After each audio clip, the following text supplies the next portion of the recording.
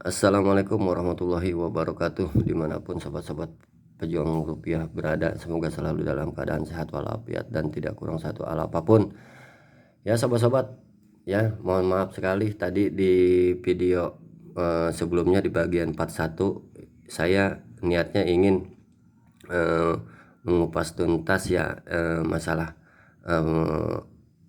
pencarian saya tentang apakah bisa koin P ini harganya mahal gitu kan, tapi ternyata ada sesuatu yang tidak diinginkan terjadi. Ternyata HP saya tidak cukup memorinya ya, mohon maaf sekali sobat-sobat. Nama juga YouTuber pemula nih, masih belum punya modal, hanya bermodalkan HP kentang. Jadi mohon maaf sekali. Nah, untuk sobat-sobat saya lanjutkan lagi ya masalah harga koin P ini gitu kan. Kenapa akan bisa mahal? Menurut saya pasti bisa. Kenapa? Nah, di sini kita lihat saja dan masuk ke marketplace-nya Pi Network itu sendiri. Nah, di sini Pi Network melalui aplikasi ini yang saya buka adalah pimarket.id, marketplace-nya yang ada di Indonesia. Ini sudah menjual barang ya. Ini sudah menjual barang produk otomotif dari Honda ya, all new CR Hybrid. Ini mobil terbaru keluaran dari Honda ya. Ini kalau hybrid ini mobil ini ya, perpaduan antara listrik dan bahan bakar. Jadi ada hybrid, ada bisa pakai pertama gitu kata, terus bisa juga pakai motor listriknya gitu, pakai listrik yang bisa di charger. Nah, di sini sudah tercantum ya, ini harganya ada yang dijual di pimarket.id ini. Mobil Honda ini adalah 400 ya, 400 pi ya, 400 koin pi. Nah, berarti kalau misalkan di sini sudah dijual 400 koin pi, berapakah nilai ya, nilai koin pi itu sendiri per satu pi-nya berapa? Nah, kalau menurut informasi yang beredar dan menurut konsensus yang berlaku di seluruh negara dan terbagi menjadi 6 kesepakatan di di 6 wilayah ya, dari konsensus seluruh negara itu dibagi menjadi 6 wilayah. Nah, wilayah pertama yaitu dengan $1.000 ya. Ini yang wilayah $1.000 itu mungkin bagi yang belum tahu ya, atau mungkin belum dengar masalah harga konsensus. Nah, di konsensus ini adalah harga kesepakatan ya, harga kesepakatan semua pioner yang ada di seluruh seluruh dunia ini gitu ya. Karena ini Pi Network ini sudah ditambang lebih dari 110 negara. Jadi bukan hanya di Indonesia saja para sobat ya. Di sini saya akan membacakan lagi harga konsensus Pi Network ya, yang terbagi menjadi 6 wilayah, yaitu wilayah pertama dengan konsensus $1.000. Yang pertama adalah wilayah Amerika Serikat, yang pertama, kedua Inggris, Prancis, Jerman, dan Italia. Nah, itu adalah konsensus $1.000.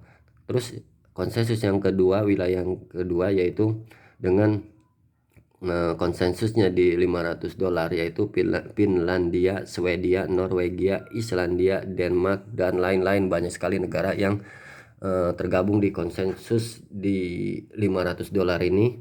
Nah, terus yang ketiga di konsensus $300, yaitu meliputi negara Mesir, Sudan, Libya, Tunisia, Aljazair, dan lain-lain ya. Sobat-sobat, mungkin saya mempersingkat saja karena takut memori saya tidak cukup lagi ya. Nah, terus yang keempat adalah konsensus di $200, yaitu Korea Utara, Korea Selatan, Mongolia, dan Jepang ya. Itu konsensus di $200. Dan wilayah yang kelima ya, konsensus 150 ya, itu ada negara Sri Lanka, Maladewa, Pakistan, India, dan Bangladesh ya, dan lain-lain. Dan yang terakhir adalah di konsensus kesepakatan wilayah ke-6, yaitu di konsensus $100. Ini wilayah Asia Tenggara ya. Apakah Indonesia termasuk ya?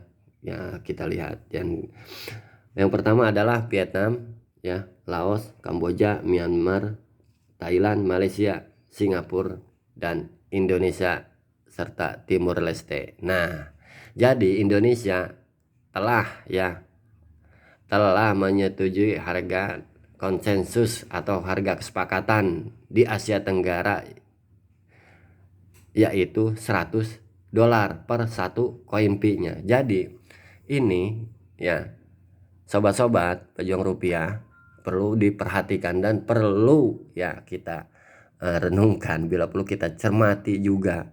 Kalau misalkan harga mobil Honda terbaru ini, CR hybrid ini dihargai $400, 400 koin Pi. Jadi berapakah per satu koin Pi-nya? Yuk kita hitung. Nah, harga dari mobil Honda tersebut itu yang menurut informasi yang sering saya baca juga dan saya lihat channel-channel otomotif itu lebih dari 500 jutaan ya, 500 juta lebih. Nah, sekarang kalau misalkan kita berpatokan dan mengacu ke konsensus yang keenam di Asia Tenggara, yaitu Indonesia dan Vietnam, Laos, Kamboja, Myanmar itu sepakat di $100 ya, berarti per satu koin Pi-nya ya $100. Berarti kalau misalkan kurs dolarnya 14.000 ya, 14.000 dikali 100 ya, ini kali 100 nih. Jadi per satu koin Pi-nya adalah 1.400.000 ya per satu koinnya. Nah, sekarang kita kalikan tadi yang dijual di pmarket.id itu, mobil Honda itu yang terbaru adalah 400 koin Pi. Nah, coba sobat-sobat, masuk di akal nggak ya? Masuk di akal nggak? Coba perhatikan, 560 juta itu dengan simulasi per $1 ke per satu dolarnya saya berpatokan 14.000. Sedangkan namanya dolar kan sekarang 14.000 lebih ya, itu cuma gambaran saja. Nah, jadi inilah ya yang menurut saya kenapa koin Pi kedepannya gitu kan akan menjadi koin yang sangat potensi dan punya nilai tinggi, dan mungkin akan banyak dilirik oleh para cukong kripto ya, dan para investor, bahkan yang orang-orang yang menggeluti dunia perkriptoan ini pasti saya yakin ke depan ini akan melirik koin Pi Network ini. Karena kenapa? Karena Pi Network ini lain daripada yang lain sobat-sobat. Dari sejarah pertama Bitcoin diciptakan nyampe sekarang kripto terbaru terus dilahirkan, itu belum ada yang seperti Pi Network. Kenapa? Gitu kan? Karena Pi Network itu beda. Bedanya kenapa? Nah, ini pasti sobat-sobat ada yang sudah bisa menjawab, atau yang sudah tahu informasi apa tentang Pi Network kenapa beda ya. Ini menurut saya ya, kenapa saya kalau bicara Pi Network itu antusias sekali ya, semangat sekali. Karena kalau Pi Network itu ya, sebelum listing koinnya, sebelum ada harganya, komunitasnya sudah ada, ekosistemnya sudah terbentuk ya, ekosistem dan komunitasnya sudah terbentuk. Tapi kalau koin yang lain ya, koin yang lain itu dia itu menjual dulu atau mengaidrop dulu, mengenalkan dulu dengan sistem ICO-nya tersebut ya, mulai yang tadi saya bahas di fase awal itu, mengenalkan kriptonya terdahulu gitu kan. Setelah listing baru mereka itu membuat komunitasnya ya. Tapi Pi Network ini beda ya. Tapi Pi Network ini beda, dia itu malah membuat ekosistemnya dulu, komunitasnya dulu dibentuk, terus membuat ekosistemnya ya. Karena apa? Ekosistem itu penting. Buat apa kita ngumpulin koin tapi kalau nggak bisa difungsikan? Nah, disitulah gunanya hackathon. Nah, itu ada Pi-Chain Mall, ada pmarket.id, ada Pitogo, ada apalah, banyak sekali ya yang yang sudah menjadi uh, uh, pendorong untuk uh, mema, apa namanya me, me, apa namanya ya, memajukan ekosistem di dalam aplikasi aplikasi P-Network itu sendiri ya. Jadi banyak sekali yang ekosistem yang sudah tercipta di P-Network itu. Makanya P-Network itu menurut pribadi saya ini beda dari kripto-kripto yang lainnya. Makanya menurut saya pandangan saya dan eh, penerawangan saya ini eh, P network ini P-coinnya gitu kan, coin P-nya ini ya, saya yakin gitu kan suatu saat nanti mungkin ya, mungkin saja bisa melebihi Bitcoin, mungkin saja bisa melebihi Bitcoin. Karena kenapa? Karena ekosistemnya sudah ada dan sudah terbentuk. Nah, terus ya. Nah, yang pertama, yang pembahasan pertama yaitu apa namanya? P-Network koinnya akan melambung tinggi. Penyebabnya kenapa? Pertama, karena tidak melakukan sistem ICO ya. Terus kedua, ekosistemnya atau marketplace-nya sudah ada ya, komunitasnya sudah terbentuk, sudah 30 juta pionir.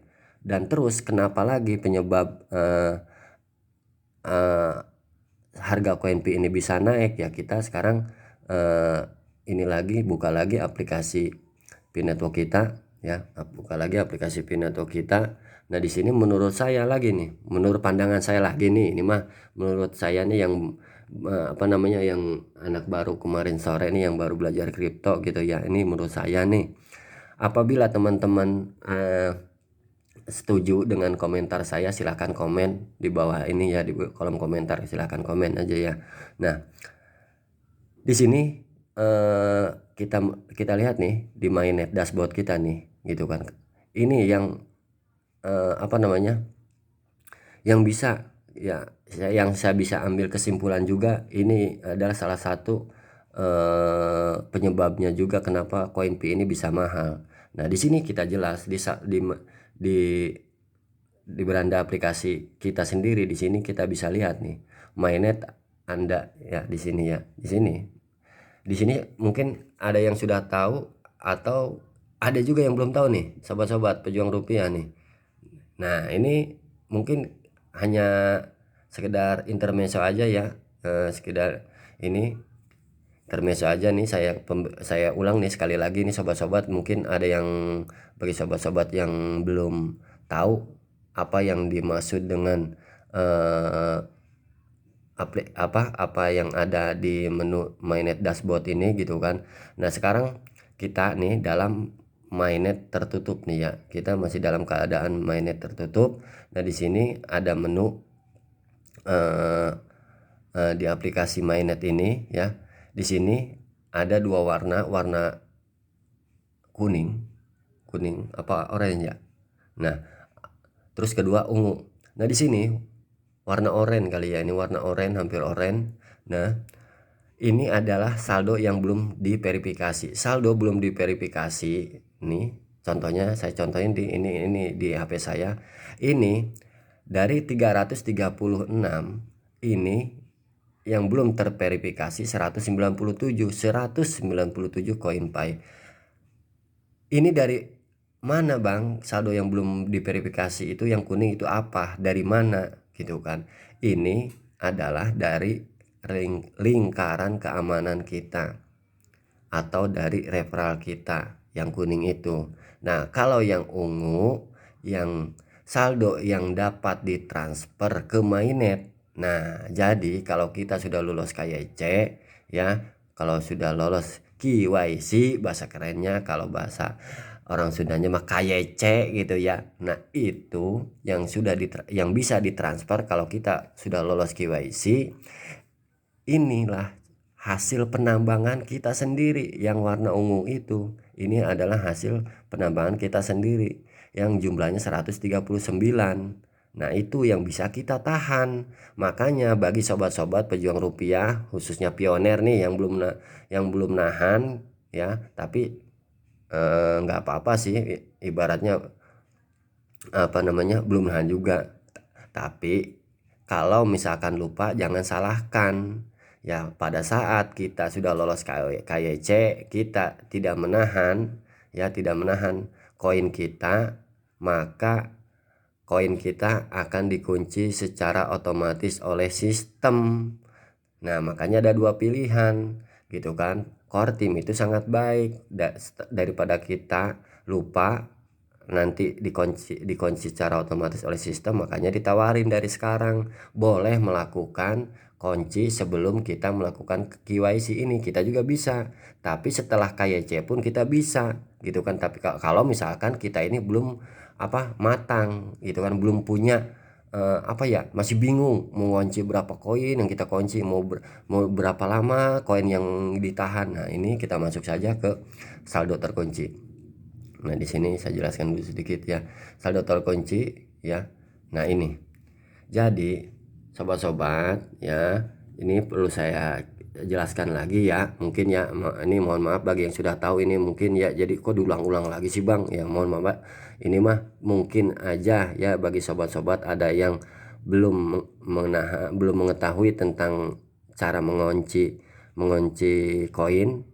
Makanya saya informasikan lagi. Yang pertama, persentase penguncian. Jadi persentase penguncian ini diambil dari koin yang warna ungu ya. Jadi koin hasil penambahan kita sendiri yang bisa kita tahan. Jadi koin yang warna oranye itu, koin yang belum ditransfer itu nggak bisa, yang dari referral itu belum bisa nggak bisa ditahan. Jadi hanya koin kita pribadilah, hasil penambangan kita pribadilah yang bisa ditahan.